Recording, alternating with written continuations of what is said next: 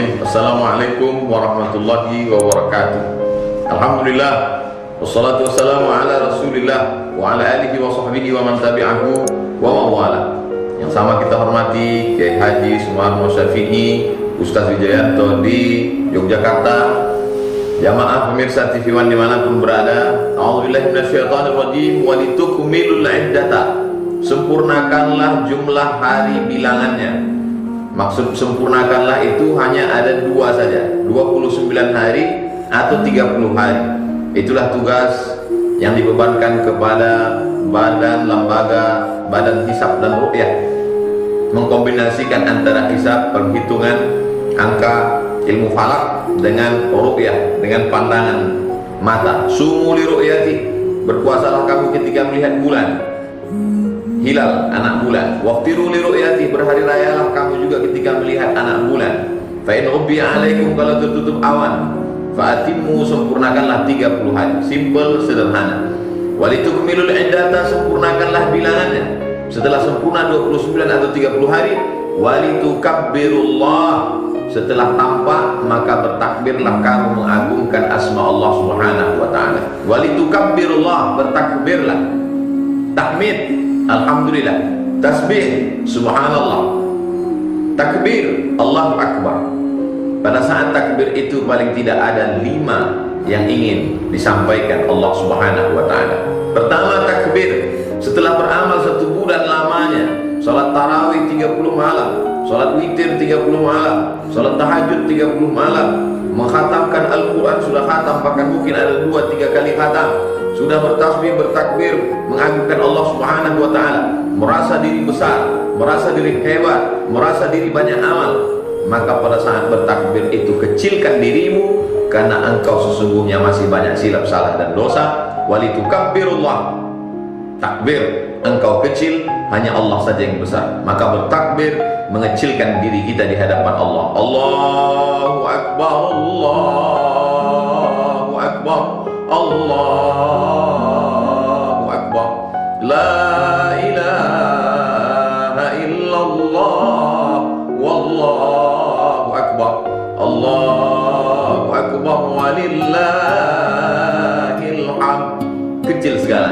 Yang kedua, ketika engkau sedang menghadapi berbagai masalah, problematika hidup, hari ini, tahun-tahun sebelumnya engkau berada datang ke masjid rumah Allah, mengagungkan Allah, tapi malam-malam yang sunyi kau berada di rumahmu, tidak lagi dapat berkumandang takbir di masjid, hanya azan saja, tarawih di rumah, witir di rumah, maka sesungguhnya ini bukan masalah besar, ini kecil bagi Allah. Innama amruhu idza arada syai'an ay yaqula lahu kun fayakun. Besarkan Allah, agungkan Allah, muliakan Allah, maka pada saat itu engkau pun bertakbir Allahu akbar. Yang ketiga, pada malam takbir engkau melelehkan air mata. Mengapa demikian? Tidak dapat pulang kampung, tidak bisa mudik, tidak bisa bertemu keluarga, merasa ini masalah yang besar. Sesungguhnya ini tidak besar.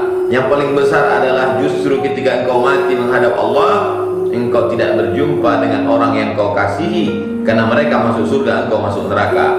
Kalau hari ini kau tidak berjumpa dengan orang tuamu, kau masih bisa nelpon, masih bisa melihat wajahnya di layar, masih bisa mendengar suaranya. Tapi sampai masanya nanti, kata Nabi SAW, almar'u ma'a man ahab, orang akan bersama dengan siapa yang dia cintai. Kalau kau cinta dengan orang tuamu, tidak berjumpa engkau Idul Fitri ini, kau akan bersama dengan dia di tempat keabadian, surga Jannatul Firdaus. Almar'u ma'a man ahab, orang akan selalu bersama dengan siapa yang dia cintai.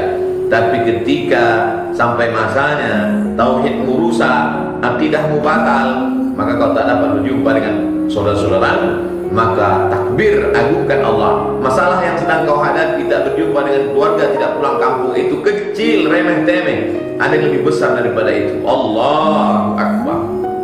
Yang keempat, bahwa mungkin engkau merasa musibah yang terjadi, musibah yang sedang menimpamu paling besar. Maka apa kata Allah Subhanahu wa taala? Iyamsaskallahu, apapun yang sedang engkau hadapi, bidurrim fala kashifa lahu illa, tidak ada yang bisa menghilangkannya kecuali Allah. Wa yuridka bi khairin fala radda li fadli, kalau Allah ingin menghendaki engkau suatu kebaikan, tiada siapapun yang bisa menolaknya. Dan ketika engkau sedang dihadapi dengan suatu permasalahan, maka yang bisa menyingkapkannya itu hanya Allah semata. Serahkan dirimu kepada Allah. La haula wala quwata illa billah. Tiada daya, tiada upaya. Ikhtiarmu hanya usahamu semata. La in ijtama'atil ummatu ala yadurruka bi syai'in. Berkumpul orang semesta alam dunia ingin memudaratkan engkau, kalau tidak, kata Allah, maka tidak akan terjadi. La tataharraku dzarratu illa biidznillah. Tidak bergerak satu benih, satu biji, satu ujung rambut pun kecuali atas izin Allah Subhanahu wa taala. Lan tamuta nafsun, tidak mati manusia qabla an tastakmil rizqaha wa ajalaha. Sebelum ajalnya penuh, sebelum usianya selesai, sebelum rezeki yang sudah ditetapkan Allah dia peroleh, maka orang tidak akan mati. Orang mati karena sudah sempurna rezeki yang ditetapkan Allah Subhanahu wa taala. Maka mungkin saudaramu, keluargamu, temanmu, sahabatmu sudah gugur, sudah menjadi syahid, lalu engkau merasa sedih.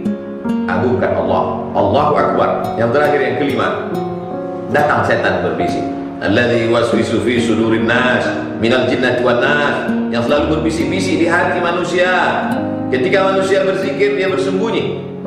Khannas, khannas artinya makhluk yang bersembunyi. Ketika ada kucing, maka tikus bersembunyi. Ketika kucing pergi, tikus keluar. Ketika engkau berzikir, setan bersembunyi. Ketika engkau berhenti berzikir, maka dia datang menggoda. Maka bertakbirlah, menghilangkan segala bisikannya. La ughwiyannahum, aku akan senantiasa membisiki mereka, menggoda mereka. La aqudanna lahum siratakal mustaqim, aku akan bengkokkan jalanmu yang lurus.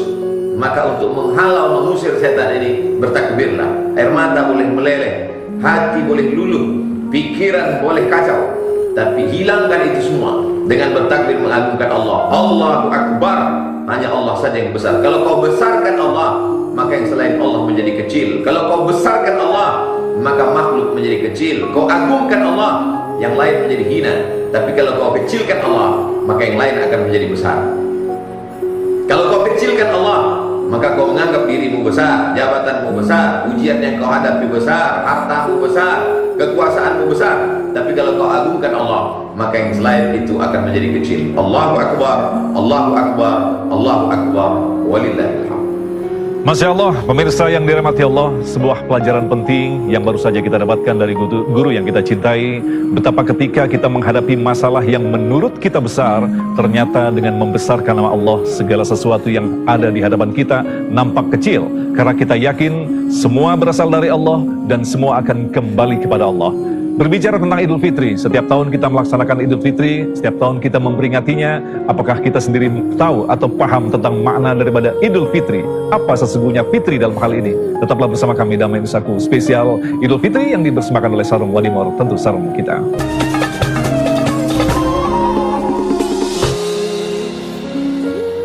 Terima kasih pemirsa, dan masih bersama kami Damai Indonesiaku spesial Idul Fitri. Dan di kesempatan kali ini kita hadirkan guru-guru yang kita cintai yang bersama-sama kita berbagi kegembiraan, berbagi kebahagiaan dalam suasana yang tentu saja berbeda dengan tahun-tahun sebelumnya, di mana kita rayakan tentu saja dengan penuh kekhusyuan karena kita hanya berada di rumah bersama keluarga inti kita. Baik, dalam segmentasi berikut Ustadz Abdul Somad akan memaparkan tentang makna daripada Idul Fitri. Silakan Ustadz. Aid artinya ada ya'udu audan. Aidan artinya kembali. Mengapa disebut dengan kembali? Karena dia tahun lalu kembali, tahun 1441 kembali, nanti tahun 1442 dia akan datang kembali, 1443 dia akan datang kembali. Selalu yang datang kembali disebut dengan Aid. Makna yang kedua dari kata Aid adalah hari raya. Hari raya orang berkumpul beramai-ramai. Maka Allah sudah menukar segala hari raya jahiliyah yang diisi dengan perbuatan maksiat, minum khamar, melakukan judi, diganti dengan Eid. Yang kedua Fitr, Idul Fitri, kembali kepada Fitr. Apa makna Fitr? Fitr artinya fitratullah allati fataran nasa 'alaiha. Fitrah yang sudah diberikan Allah kepada manusia. Lalu kemudian Abu Hurairah pernah ditanya, apa itu fitrah wahai Abu Hurairah? Abu Hurairah menjawab, fitratul Islam, kesucian Islam. Jadi kalau ada orang mengatakan kembali kepada fitrah, kembali kepada suci, sebenarnya adalah kembali kepada kesucian Islam. Ma min mauludin illa yuladu 'alal fitrah. Setiap anak yang lahir itu lahir dalam keadaan fitrah, suci. Makanya kalau ada anak meninggal dunia, dia masuk ke dalam surga. Kenapa? Karena belum ada catatan dosanya. Rufi'al qalam, pena terangkat, tidak menulis. Inna alaikum lahafizin kiraman katibin, bernama kamu ada malaikat, malaikat yang mulia dan mencatat segala amalmu. Ma yalfizu min qaulin illa ladaihi raqibun atid, segala kata yang keluar dari mulut akan dicatat, akan ditulis. Rufi'al qalam, tapi ada yang orang penanya terangkat, tidak mencatat segala amalnya. Anin naim hatta yastalqiz, anak kecil, orang tidur sampai dia bangun. Anis sabi hatta yahtalim, anak kecil sampai dia akil balik. Anil majnun hatta yafiq, orang gila sampai dia sembuh dari gilanya. Oleh sebab itu, anak kecil adalah suci, bersih, maka dia masuk ke dalam surga kalau meninggal. Bahkan orang tuanya pun mendapatkan syafaat. Ketika anak kecil itu datang, diperintahkan Allah masuklah ke dalam surga, anak kecil itu akan menarik ujung kain orang tuanya masuk ke dalam surga dengan syarat beriman dan sabar kepada Allah Subhanahu wa ta'ala. Jadi ketika dikatakan Idul Fitri kembali kepada kesucian, seperti kembalinya kita dulu kecil tanpa dosa. Faraja keluar dari perut ibunya tanpa membawa dosa sekecil sebutir sebesar apapun. Sebesar semut kaki yang hitam, tapak kaki semut yang hitam di atas batu yang hitam di tengah malam yang kelam, akan ditunjukkan Allah Subhanahu wa ta'ala. Tapi ketika kembali kepada fitrah, suci. Mengapa suci? Padahal dosanya banyak. Siamnya dia isi dengan siam. Man shoma ramadhana imanan wa ihtisaban ghufira lahu ma taqaddama min dhanbi. Siapa yang siam, dia tahan mulutnya, dia tahan matanya, dia tahan telinganya, dia tahan kakinya, dia tahan perutnya, dia tahan lambungnya. Imsak artinya menggenggam. Imanan, dia hanya beriman kepada Allah. Wa ihtisaban, hanya mengharapkan balasan dari Allah. Ghufira lahu ma taqaddama min dhanbi, diampunkan Allah dosa-dosanya yang lalu. Siangnya dia isi dengan siam, malamnya dia isi dengan qiyam. Biasanya malam dia terbaring tidur, tapi di malam-malam Ramadan dia isi dengan qiyam, tegak, tahajud, tegak, tarawih, tegak, witirnya tegak, membaca Al-Qur'annya tegak. Walaupun dia duduk, tapi makna tegak artinya dia tidak tidur. Dia isi malam-malamnya dengan qiyamul lail. Bahkan menjelang sahur pun dia sempat juga beristighfar. Wa bil ashari hum yastaghfirun, mereka beristighfar pada waktu yang paling afdal menjelang sahur. Man qama ramadhana imanan wa ihtisaban, siapa yang qiyamul lail menghidupkan malam-malam Ramadan hanya beriman kepada Allah wa ihtisaban, mengharapkan balasan dari Allah semata, ikhlas karena Allah, ghufira lahu ma taqaddama min dzambi, diampunkan Allah segala dosa-dosanya di masa yang lalu.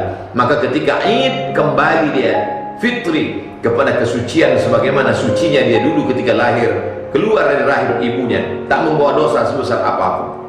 Setelah bersih, setelah suci, jaga. Orang kalau melihat kain yang bersih, apakah sampai hati dia menodainya? Tidak. Ketika kita akan pergi ke tempat suatu majelis, memakai baju yang putih, jubah yang putih, suci sesuci hati, lalu kemudian sebelum berangkat sempat minum kopi, menetes satu tetes ke baju. Begitu nampak satu tetes, maka dia akan bersihkan. Dia ambil kain, dia ambil tisu, dia ambil air, tapi tidak juga bersih, dia ganti baju yang baru. Mengapa? Malu menghadapi manusia makhluk Allah melihat baju yang kotor, padahal bukan najis, hanya setetes kopi saja yang menodai bajunya.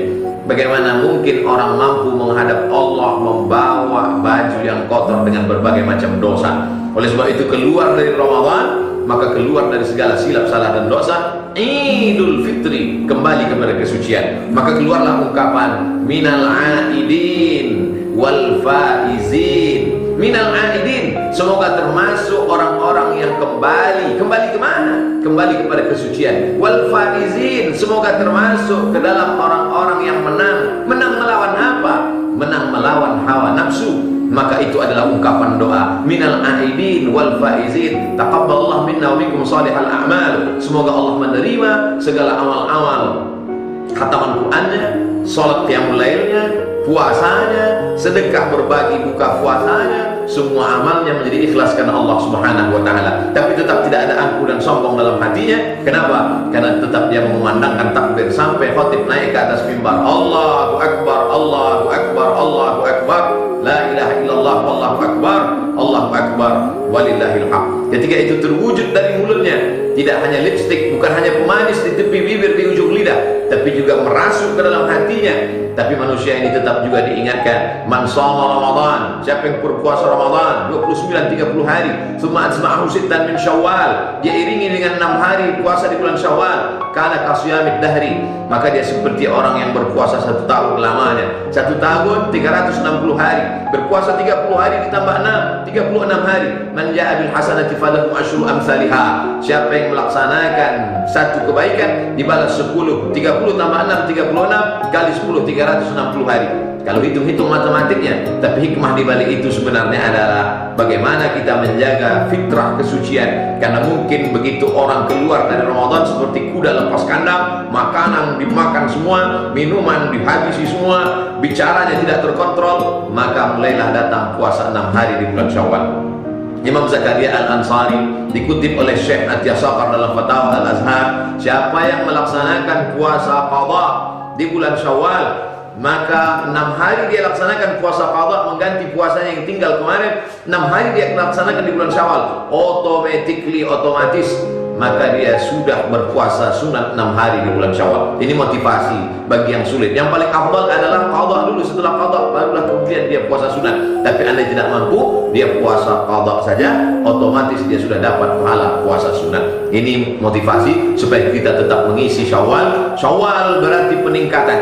Seketika orang melihat ada onta yang menaikkan ekornya ke atas, musim panas datang lalat mengerubungi mulut lalat, mulut onta dikerubungi oleh lalat, maka onta menaikkan ekornya ke atas. Orang Arab berkata syawwalatil ibilu, onta itu menaikkan ekornya, maka yang naik ke atas itu disebut dengan Syawal. Ekor binatang semuanya turun, ekor kucing, ekor semua turun, tapi ada satu ekor kalajengking naik ke atas. Orang Arab menyebutnya Syawal. Timbangan yang pakai neraca, satu ke atas satu ke bawah, yang naik ke atas itu disebut dengan Syawal. Syawal berarti peningkatan. Kalau di bulan Ramadan engkau takut makan yang halal, engkau takut minum yang halal, engkau takut bahwa istrimu itu halal tapi engkau takut, maka di bulan Syawal engkau meningkat lebih daripada itu, menjaga diri dari yang haram, menjaga diri pengawasan Allah Subhanahu wa taala. Mudah-mudahan kita benar-benar kembali kepada Idul Fitri, kembali kepada kesucian Islam, dan betul-betul kita Syawal peningkatan kepada yang lebih baik. Wallah.